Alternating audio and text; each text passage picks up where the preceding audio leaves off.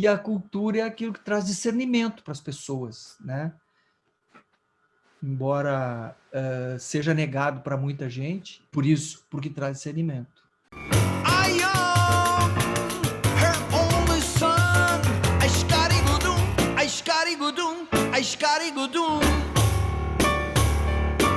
Ele é músico, compositor, violinista, humorista, ator e um verdadeiro patrimônio da cultura do Rio Grande do Sul.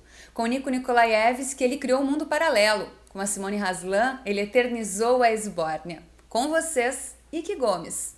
Ou seria Krau no sangue? Essa história se estende através dos incontáveis séculos. E nem mesmo os portais da vida e da morte são capazes de deter com esse terrível, incrível, dramático, patético, abominável e nojento amor. A tua formação é em música popular, tu tem também muitos trabalhos no teatro, e a minha impressão é que o que tu faz não é nem puramente música, nem puramente dramaturgia. Hoje tu te considera mais o quê? Mais um músico, mais um compositor, mais um humorista, mais o quê? Eu sou um performer, entertainer. A minha base é música, né? Tudo parte da música. Quando eu consigo, então, misturar a comédia e a anarquia, a performance de comédia no palco com orquestra sinfônica, como foi que a gente fez aqui com a Orquestra da Sinfônica de Porto Alegre, com a OSPA, no concerto a OSPA vai a esbórnia, então fica melhor ainda. Daí eu consigo fazer arranjos, por exemplo, que eu gosto muito de escrever arranjo para orquestra sinfônica. Para mim é delícia. Está enforcado no almoxarifado ao lado do jardim. Oh, meu Deus! Não! E Roberta noiva. Mas é muito raro de fazer um trabalho desses, né? Ou escrever arranjo para orquestras mesmo, de câmara. Gosto muito disso, dessa área, de escrever arranjos. No princípio, antes de eu encontrar o Nico Nikolaevski, a minha intenção era ser arranjador, orquestrador de música brasileira, que eu adorava, achava assim, os orquestradores que eu conheci, eu ficava encantado com aquilo. Eu estava iniciando a carreira, conheci Dori Caymmi, que é um grande orquestrador de música brasileira, mora em Los Angeles há muitos anos, faz trilha para filme, e ele ouviu meus arranjos, eu tinha 22 anos, 21 anos, e ele gostou muito, então aquilo me deu uma coisa muito boa, assim, de... o Dori Caymmi gostou dos meus arranjos, sabe? Então eu podia, era uma coisa que eu queria, assim, fazer. Até que o Nico Nikolaevski me desviou totalmente da minha carreira de orquestrador. Porque ali nós descobrimos a nossa veia de performers, né, de comediantes, e nós não sabíamos ainda que seríamos comediantes. Aí a gente foi descobrindo coisas, né, na carreira, e a nosso encontro, que foi muito explosivo, né, em termos de criatividade e diversão, a gente se divertia muito fazendo aquilo. E não tinha como exercer outras funções. O Nico Nikolaevski já era muito famoso pelo grupo Saracura, que tinha videoclipe na TV, tocava em rádio, tinha milhões de fãs, mas era difícil sobreviver daquilo que ele fazia. Era um momento muito profundo da crise brasileira, e naquele momento a gente tinha uma inflação de 80% ao mês. Nós nos encontramos naquele momento e não tinha como fazer outros tipos de trabalho. Não tinha teatros, né? O Teatro São Pedro tinha inaugurado recém. Quem tocava no Teatro São Pedro era só assim, Tom Jobim, a Bibi Ferreira, o Paulo Altran, o Radamés Inhata, grandes nomes assim, né? E a gente jamais sonhava em tocar no Teatro São Pedro. O nosso encontro foi assim, foi um encontro também em torno da economia, porque era só dois caras, né? E se não tivesse equipamento, a gente tocava sem equipamento, entendeu? Nos locais. Se desse 50 reais, a gente dividia 25 para cada um, porque não tinha custo nenhum, entendeu? Então era uma crise muito profunda mesmo, assim. Hoje se tem uma estrutura, hoje a gente viaja pelo Rio Grande do Sul mesmo, e tem muitos lugares que tem teatros extraordinários, teatros que não existem aqui no Porto Alegre. No momento que nós tivermos 20 teatros desses tops, como tem, por exemplo, na Universidade de Lajeado, a gente vai estar num outro patamar cultural. A gente sabe porque a gente viaja desde o início dos tempos, né? Então a gente está no interior, assim, e a gente sabe que antes era muito pior ainda. Por exemplo, a carreira do Teixeirinha, a carreira do Vicente Celestino, né? Na década de 40, 50, eles tocavam em circos, tocavam em cinemas, que eram poucos que tinham também. Não tinha teatro, né? E hoje tem muitos teatros. Quem viaja sabe assim que isso é um demonstrativo de civilidade, entende? De avanço social. Quando a cidade tem um teatro, é que aquela comunidade se tocou, alguém naquela comunidade se tocou, mobilizou as pessoas, e aquela cidade passa a ser um roteiro onde os espetáculos passam e onde as pessoas consomem cultura. E a cultura é aquilo que traz discernimento para as pessoas, né? Embora seja negado para muita gente, por isso, porque traz discernimento. E eu quero saber um pouquinho, antes desse encontro com o Nico, quero falar um pouquinho sobre a tua trajetória na música, teu início na cultura e na arte. É possível exemplificar ou dizer exatamente o que foi que fez com que tu te tornasse um músico? Eu sempre me interessei por música e por instrumentos. Quando eu era criança, sempre aquilo me encantava. Queria ficar em torno daquilo, daquelas pessoas, dos instrumentos. Sempre me atraíram muito, né? Assim, muito mesmo. Eu achava aquilo uma coisa muito especial. Um instrumento, uma bateria, uma pessoa tocando, né? Aquilo me atraía muito, sempre. E eu comecei a estudar violão com 11 anos. E com 15 anos eu entrei num grupo de baile. E eu já era, daí já estava tocando violão, já tinha um repertório. Meus pais eram muito fãs de música, de artistas, gostavam muito mesmo. O meu pai, ele promovia encontros em casa, assim, muito. Meu pai era jogador de futebol quando eu nasci, jogava no Grêmio. E aí aquela coisa do futebol e o samba, sempre junto, né? Quando eu comecei a tocar, a aprender as primeiras músicas em casa, ele estava sempre em volta, e ele me ensinava a bater samba na mesa, né? Então, é a tradição oral dentro das famílias do folclore brasileiro, que emerge das pessoas, né? Que as pessoas se identificam com aquela prática.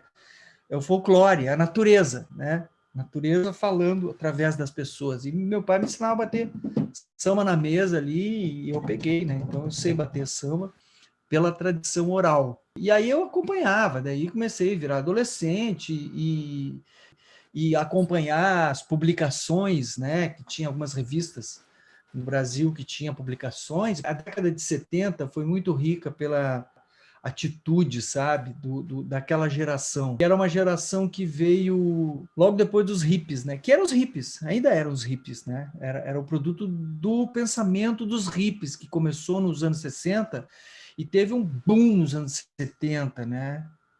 Então, nos anos 70 surgiram, assim, no mundo, grupos de música que tinha uma criatividade tão grande, tão explosiva, tão nova, tão mobilizadora, que até hoje não teve nenhum grupo que superasse aquilo que aconteceu nos anos 70, no final dos anos 60, dos anos 70, né? Como o Pink Floyd, sabe? Como o Led Zeppelin, como as bandas inglesas, né? As bandas da Inglaterra na década de 70, assim, e o show business do circo, do rock, né, do americano. E a música negra americana também, né, o boom da indústria da música americana para o mundo. Antes já tinha também isso, né, já tinha, na década de 50, a música americana já era uma dominância, assim, né? Cultura americana dominando através da economia, através da língua, e nós, sem nos darmos conta que estávamos sendo totalmente dominados pela economia. Das artes que chegavam para a gente, que eram coisas extraordinárias, E as artes performáticas, tais artes performáticas com bandas, assim como a banda do Alice Cooper, por exemplo, que era uma banda de performers, eles se pintavam, né, e faziam performances. E no Brasil, os Mutantes, né, que era uma coisa extraordinária, até hoje é, e naquele começo da década de 70, os Mutantes eram um negócio muito do mesmo nível. Eles eram do mesmo nível das coisas que vinham da Inglaterra, das coisas que vinham dos Estados Unidos. O nível de criatividade deles era era assim, top, né? E cantado em português, com uma língua, com a língua dos jovens, com a linguagem dos jovens, oficializando a gíria, né, dos jovens, o jeito que os jovens falavam e a atitude. Tem os tigres e os leões nos rios, mas as pessoas na sala de jantar são ocupadas em nada. Eram clowns, né? Nós éramos clowns todos, sem nos dar conta, porque deixar vir à tona a espontaneidade era uma coisa dos hippies, né? Deixar o formalismo de lado. É a contracultura, né? Que se chamava contracultura. Era uma atitude mais prazenteira, uma atitude mais jovial, mais infantil, mais de brincadeira. Isso é um pouquinho de deixar o clown emergir, né? De deixar a vida mais engraçada, mais colorida, de um pensamento mais aberto. Aí eu vim ver em Porto Alegre, eu morava em Soledade nessa época, nasci em Porto Alegre. Meu pai trabalhava em banco, né? Então a família foi para lá, ele trabalhava na Caixa Econômica Federal. E aí a gente foi para Soledade. Antes para Giruá e depois para Soledade. Giruá é pertinho de Santa Rosa. Eu vim para Porto Alegre para ver um show da Rita Lee, que estava saindo dos Mutantes e tinha um disco chamado Atrás do Porto Tem uma Cidade.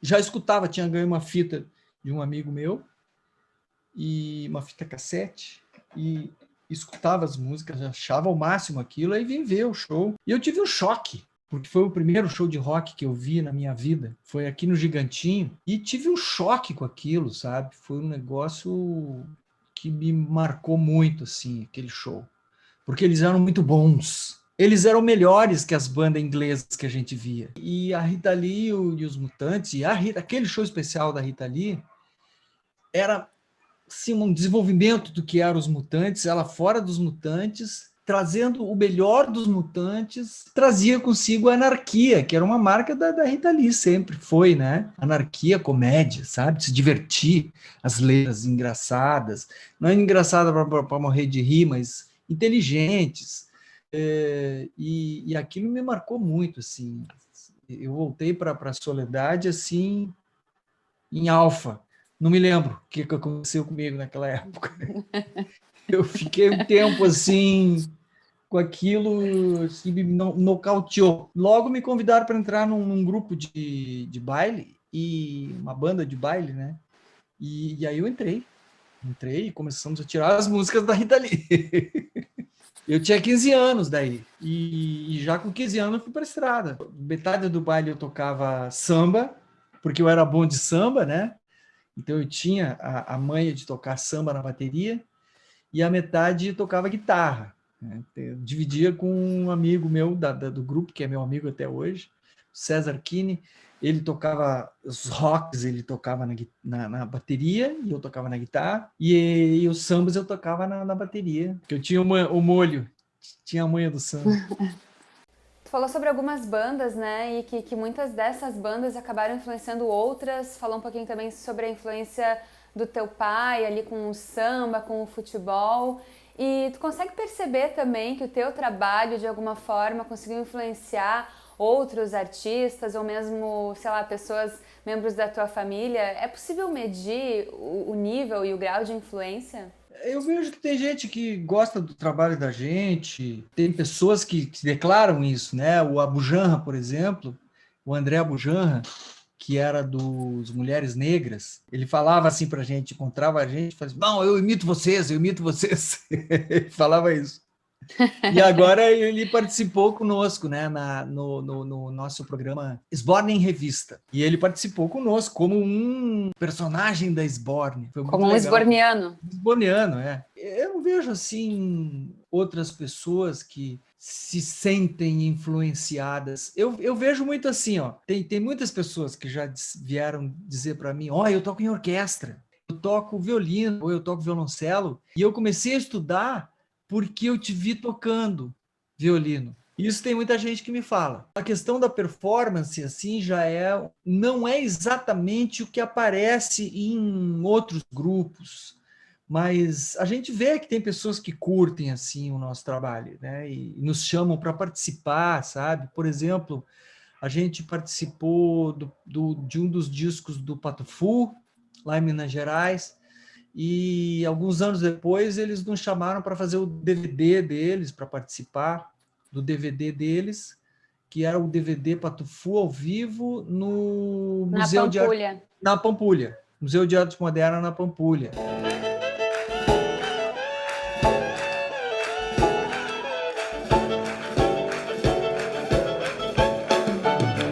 Nós tocamos 8 músicas com ele. Olha a participação especial, né? Nós quase entramos. É um DVD muito legal, o lugar é incrível, sim. E eles curtiam muito, curtem, a gente se curte muito, né? Eu também curto muito o Pato Fu, a Fernando, o John.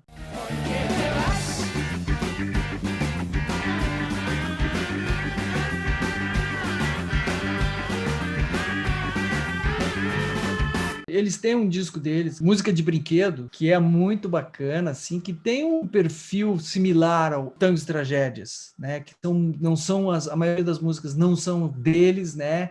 São músicas que eles pegaram para reinterpretar e dentro de uma performance com bonecos, sabe? Com mais teatro, né? Então é um disco que a gente gosta, assim, que sente que teve alguma sintonia com o nosso trabalho. Alguma troca.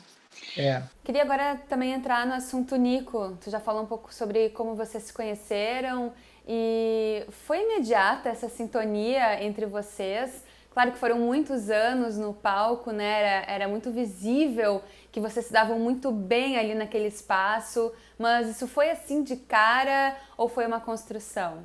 Desde o início já teve, né? Nos primeiros encontros que a gente fez para fazer o repertório, para montar um show, que era um show que seria um fim de semana num bar do IAB, no centro de Porto Alegre, que era um bar bem pequenininho que cabia 80 pessoas, mas tinha shows muito bons lá, a gente viu shows excelentes lá. E o Tangos e Tragédias surgiu ali, já no primeiro momento as pessoas gostaram muito.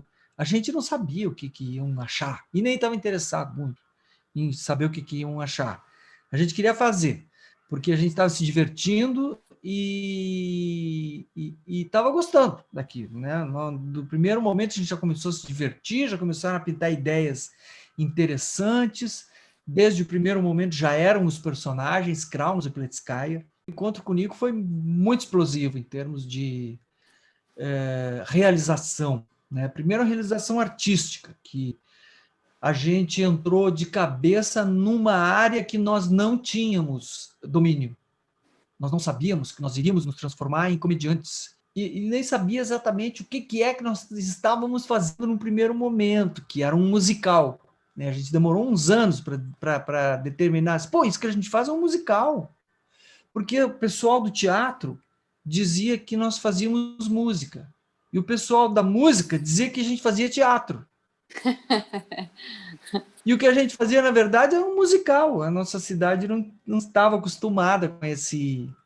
Embora o pessoal de teatro fazia já musicais, coisa, mas uma coisa tão original, nascida aqui, assim, né, não tinha acontecido ainda, talvez, para levar esse tempo todo, assim, para a gente saber exatamente o que a gente estava fazendo. E depois da meia-noite, a fauna ensandecida do ocidente, digitando em frente ao Metropol. Berlim, Berlim, Berlim, bom fim, bom fim. Berlim, Berlim, Berlim, bom fim. Quero saber também o quanto do Kraus no sangue tem em ti E quanto de ti tem nele? 100% eu sou o Cronos. 100% eu sou o Ike. Levou, assim. Levou para terapia. Porque no começo a gente tinha outras expectativas como artistas, né? E aí, quando começou a fazer sucesso Tango de Tragédias, quem aparecia nas capas dos jornais, a primeira vez apareceu um jornal da Zero Hora, né? Uma capa do caderno de domingo, assim, fotão, sabe? De Cronos e Pletskaya. E aí a gente começou a achar assim, cara, tá saindo de controle esse negócio de personagem. E aí a gente disse assim, pô, mas não era bem isso que eu tinha planejado, né? E aí começou uma demanda muito grande, muito forte. Aí a gente começou a fazer programas de televisão e de rede nacional, né? Então isso fortalecia mais ainda, sabe? Assim, os personagens. A gente fazia a performance. Era muito difícil para a gente ir num programa, mesmo de rádio, ou numa redação de televisão, para dizer para o jornalista o que nós fazíamos no palco. Entende? A gente não tinha um vídeo gravado para mostrar para as pessoas. Então a gente ia de personagem. Então, os jornalistas foram também responsáveis pela construção do Tango de Tragédia, dos personagens. Porque os jornalistas perguntavam, a gente estava de personagem, eles perguntavam sobre os personagens. E a gente respondia com personagens. E aí a gente inventava, era uma extensão da nossa performance. Ir para uma redação de jornal, ou ir para um rádio, ou ir para um programa de televisão, era uma extensão da nossa performance, né? E isso começou a ficar muito mais atraente para nós como artistas. A anarquia da performance estava presente o tempo inteiro, entende? Então, quando a gente levanta de manhã, ainda acontece isso, mas em um período em São Paulo, especialmente, ou no Rio de Janeiro, aconteceu muitas vezes, muitos dias, que a primeira coisa que se faz é levanta, lava o rosto, escova os dentes, bota a roupa do personagem e vai para a luta, entendeu? Vai para uma rádio, vai para um jornal, vai para uma televisão, fazer um programa. Aí para almoçar, entra num restaurante com a roupa do personagem e com a possibilidade de estar fazendo a performance o tempo inteiro, entendeu? Não sair do personagem para almoçar, entendeu? Porque está se divertindo, que está legal, está se divertindo, está sendo legal. Pô, olha, e comentando o que rolou lá naquele programa ou naquela entrevista daquele jornal. Tão sugestivos, substantivos imortais, enquanto vivos, todos somos imortais, imortais, enquanto vivos. Então, aquelas coisas mais interessantes foram ficando na história da Esbórnia, né? Foram ficando na construção dessa obra de arte que eu e o Nico viemos fazendo. Sim, mas isso sempre foi tranquilo para ti, assim, era realmente muito bom. Nunca se achou mais ou menos engraçado que o Crowns? O Cronos é muito mais engraçado que eu, né? Muito mais. O Cronos é o engraçado de mim. Sim, né? legal. E no meu livro até tem um capítulo que é o teatro hiperbólico. O que é o teatro hiperbólico, na verdade? Que depois que eu fiz terapia, eu comecei fazendo terapia junguiana, fiz por uns 6 anos, mais ou menos, e eu achei aquilo maravilhoso, né? Fazer terapia, coisas de fundamento, uma coisa extraordinária. É porque assim, né? A terapia junguiana, tu tem que levar o sonho na terapia. E tem que ter esse conteúdo para levar para a sessão, para o terapeuta analisar. Em cima da situação do sonho, pintam situações da tua vida, né? Que tu consegue ler e processar. Então, é uma coisa, para um artista, é uma coisa maravilhosa isso, né? E o sonho é onde a gente frequenta, mesmo não estando acordado. entende? A gente está no mundo da imaginação, né? No mundo da criatividade. Aquele mundo, para nós, é um mundo muito necessário, muito a gente frequenta ali. Então, ter essa técnica que o Jung criou de interpretar os sonhos é uma mão na roda, porque é uma técnica que tu vai lá naquele universo onírico, lúdico, e traz conteúdos muito interessantes para se comunicar com as pessoas. As pessoas se identificam com os símbolos que a gente coloca no nosso trabalho. E foi importante para mim saber qual é a parte Cronos, o quanto a minha consciência tem que estar atenta para dominar o Cronos, né? Para não deixar o Cronos tomar conta, entendeu? E o quanto tem que alimentar o Cronos, o quanto o Cronos é importante na minha vida. Tenho que permitir que o Cronos trafegue no meu submundo, no meu mundo de imaginação, que ele vá lá na minha profundeza e que ele venha com conteúdos para se comunicar com as pessoas, né?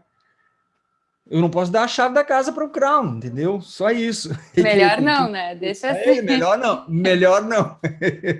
Ele é um alter ego meu, né? E a gente vê que tem muitos comediantes, especialmente, que têm alter egos, né? Que fizeram suas carreiras em cima de um personagem muito forte, onde as características da psique do artista se acopla perfeitamente. Para mim, o rei de todos é o Charlie Chaplin, que era um artista da maior gabarito, entendeu?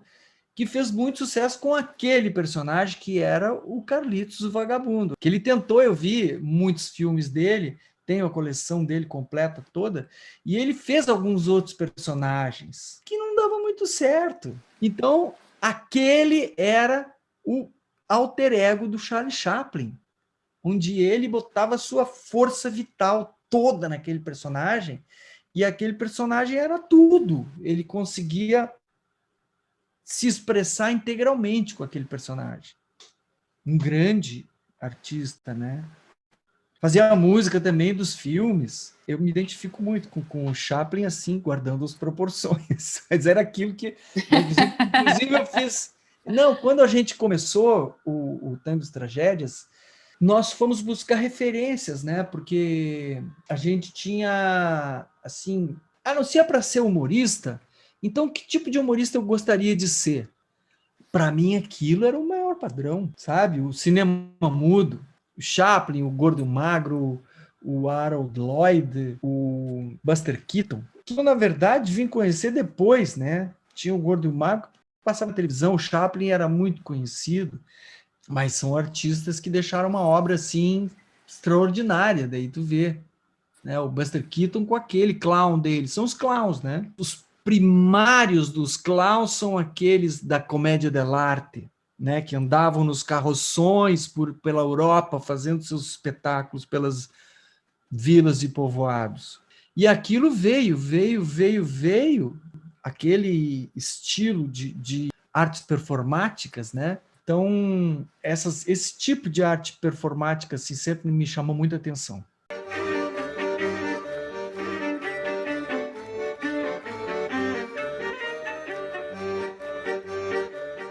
Bom, quero entrar no assunto da perda do Nico, né? Completando quase 30 anos de Tangos e Tragédias, vocês tiveram a notícia da doença e foi tudo muito rápido, né? O que isso representou na tua vida, né? O que representou essa ruptura, essa perda do Nico?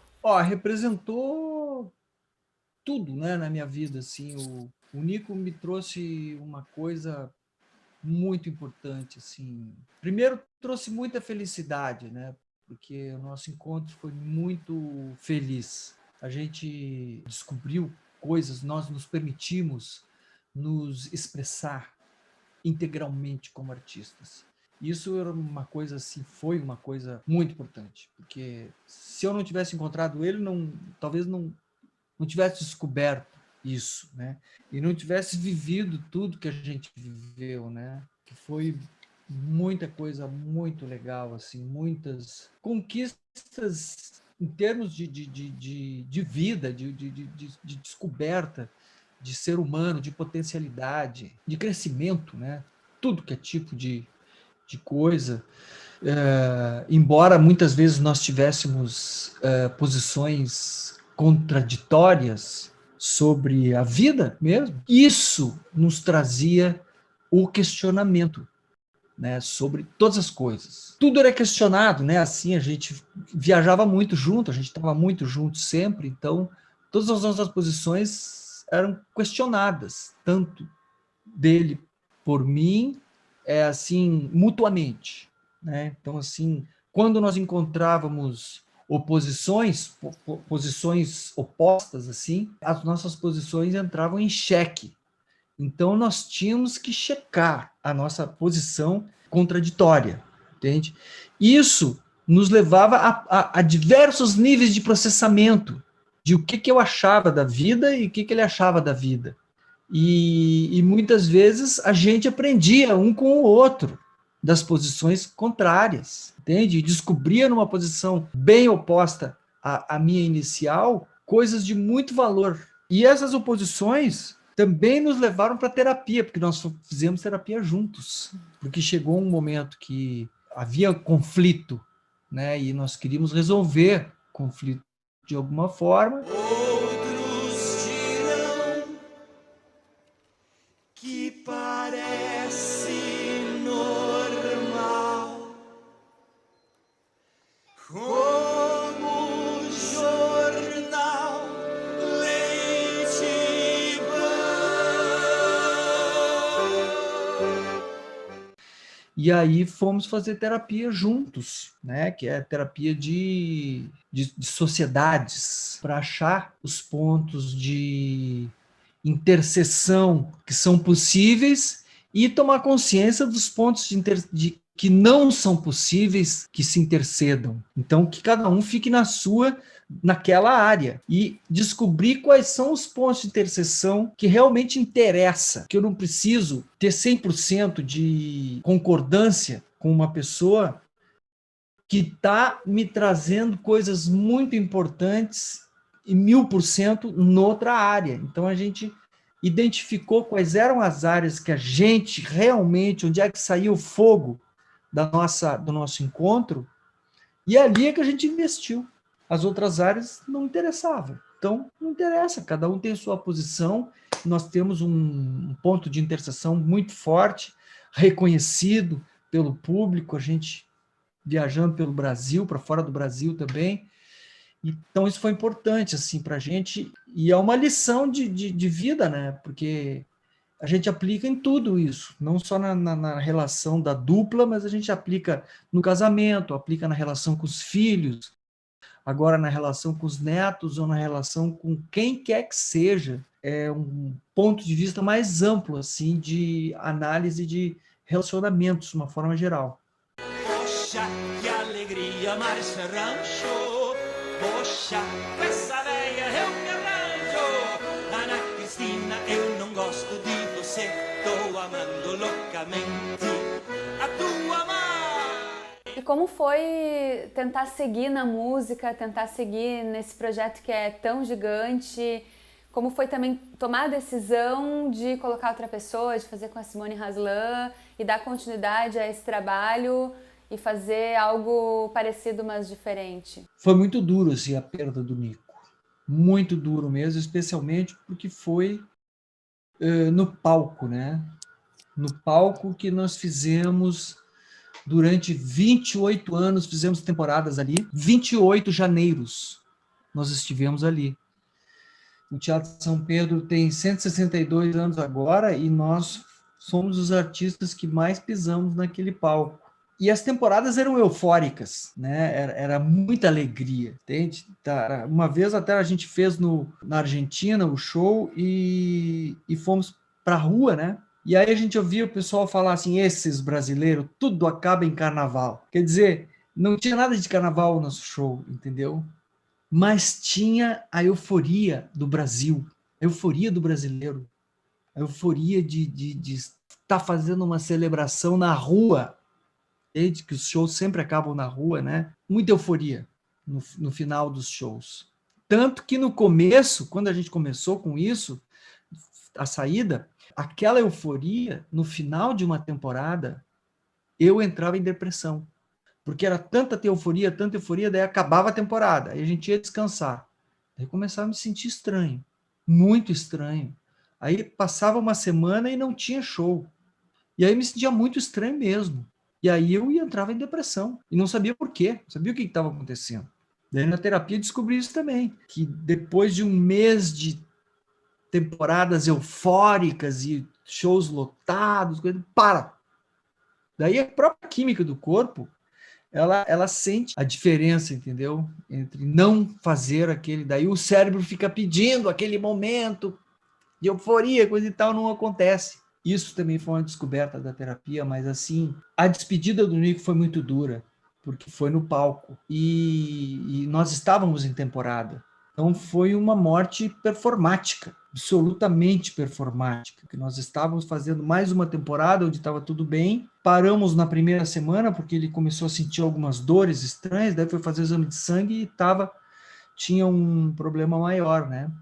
Que aí em 2 semanas foi rápido, assim, era uma leucemia galopante que levou ele. E a despedida dele foi no palco, né? Então foi muito duro, assim, muito duro mesmo. E especialmente porque tinha isso aí, Tangos e Tragédias era o nome, né, do espetáculo, e tinha muitas tragédias que a gente abordava como uma forma de transmutar o sofrimento humano. Então as músicas tinham músicas de sofrimento, coisa e tal, mas aquele sofrimento era um sofrimento que as pessoas riam daquele sofrimento. E naquele dia aconteceu isso, né? Como se a morte, aquela de quem a gente caçoava durante os tantos anos, viesse e roubasse o show pela porta da frente. Então foi bem duro. E durante um tempo bem longo, assim, foi período de grande questionamento, assim, né? Mesmo. E reconhecimento de toda a felicidade que foi o nosso encontro, que foi muito feliz. A gente teve muita sorte também, encontramos pessoas na estrada assim que nos apoiaram. A nossa carreira em São Paulo foi extraordinária, muitos teatros lotados, Rio de Janeiro, muitos programas de televisão, reconhecimento nacional, ganhamos prêmios em Portugal, conhecemos lugares incríveis, né? Viajamos aí pela Colômbia, Equador, fizemos programas de televisão, nos demos bem, igual a gente se dava bem aqui. Então foi uma experiência de vida assim incrível, né? E eu escrevi esse livro para contar essa história, que é o meu livro, que é o Para Além da Esbórnia. É esse. Porque quando nós paramos, os anos de Tangos e Tragédias estavam em maioria na minha vida. Agora, quando eu completei 60 anos, então foram 30 anos dentro do Tangos e Tragédias e 30 anos fora do Tangos e Tragédias. Então agora equilibrei, agora eu estou 1 ano a mais fora do Tangos e Tragédias, porque eu tenho 61. Então, foram muitos anos, né? É metade da minha vida, e eu já não sou jovem, então é um negócio muito importante assim que aconteceu na minha vida e na vida dele também, né? Na nossa vida, a vida das nossas famílias, o que definiu, né? Tanta coisa na nossa vida até hoje. E o Nico como um grande compositor também, né? Um grande cara que tinha um tino de comércio, sabe? Que eu aprendi muito com ele, sabe? No começo assim eu não tinha essa noção de show business. Ele já tinha isso, ele já tinha tido sucesso no Saracuras, sabe? Então ele tinha esse tino para negócio, coisa, sabe? E eu aprendi isso. E o tino de formatar um espetáculo, de dar formato, de dar acabamento, todo esse tipo de coisa assim. Grande artista, né? Eu te digo, minha filha, não esqueça do que você quer. Não esqueça de querer aquilo que vai te fazer feliz. Não esqueça. Não, e depois, assim, permanece, né? Porque as imagens deles permanecem no show conosco. O espírito do Nico, assim, artístico, o tom, sabe, que ele empregava para as coisas, assim, a gente... É um valor muito grande para nós, entendeu? Então permanece, ele aparece no show, ele é citado no espetáculo, e é tudo verdade, entende? Porque o maestro Pletskaya, nesse show, ele é o cara que voltou para a Esbórnia. E a história continua viva e pulsante, porque o maestro Pletskaya não está mais com nós fisicamente, mas ele está no meio da história.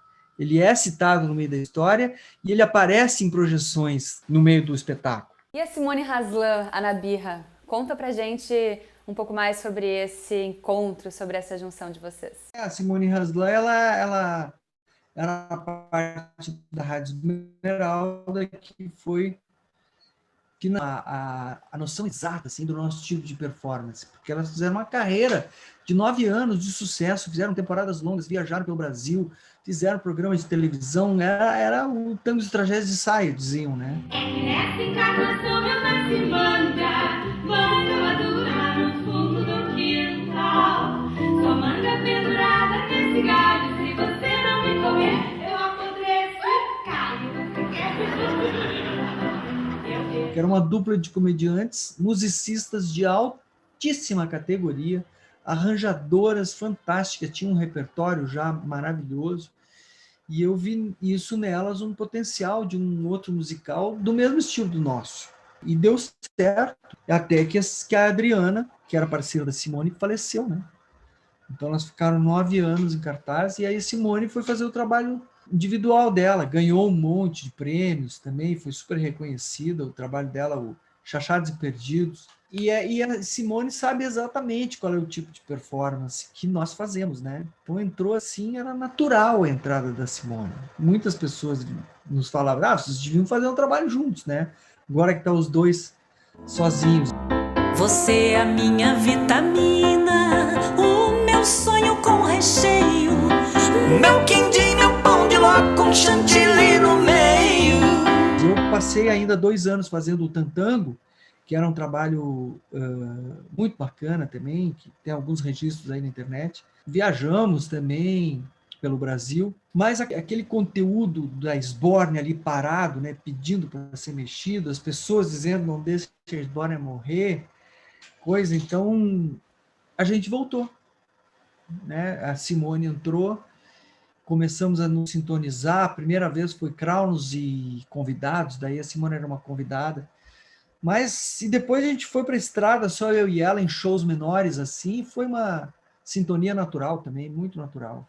Grande musicista, grande atriz, performer também, cada vez mais assim crescendo esse lado de performer dela, arranjadora de mão cheia, maestrina, formada, então é um grande valor assim que traz, e ela é uma pessoa maravilhosa de conviver, né?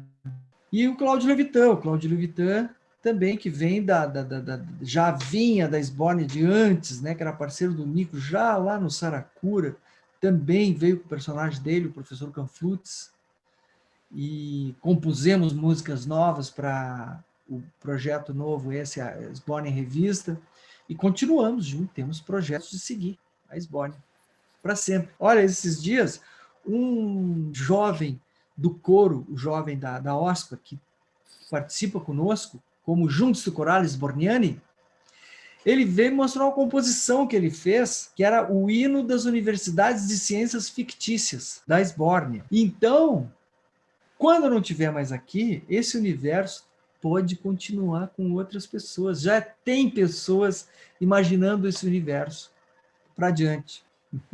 É infinito. É infinito. Ike, onde tu planeja estar daqui a 5 anos? Olha, no momento não dá para planejar muito, né? Agora, a minha casa é um bom lugar. Se eu ficar pro resto da vida aqui, tá ótimo. Eu moro num lugar legal aqui, é um lugar bom.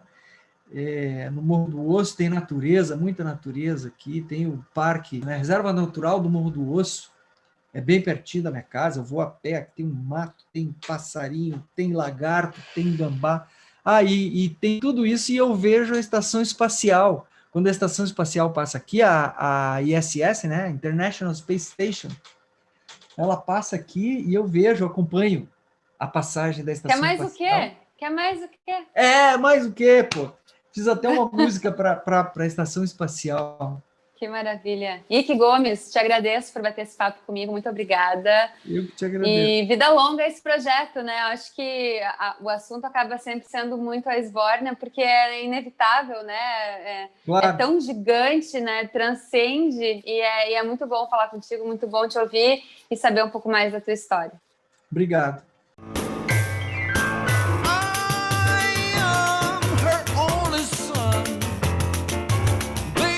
I have my own house to live. I am her only son. Minutos ilimitados. Tá, olha só, se cair, daí eu vou refazer a chamada, mas acho que é possível fazer na mesma. Não, ela tá dando minutos ilimitados agora. Tamo bem, então. Tamo bem. Eu voltei para a Soledade, assim, em alfa. Não me lembro o que aconteceu comigo naquela época. Eu fiquei um tempo assim, com aquilo, assim, me nocauteou. Uma capa do caderno de domingo, assim, fotão, sabe? De Krauss e Pletskaya. E aí a gente começou a achar assim, cara, tá saindo de controle esse negócio de personagem. Eu não posso dar a chave da casa para o Crown, entendeu? Só isso. Melhor não, né? Deixa assim. Melhor não.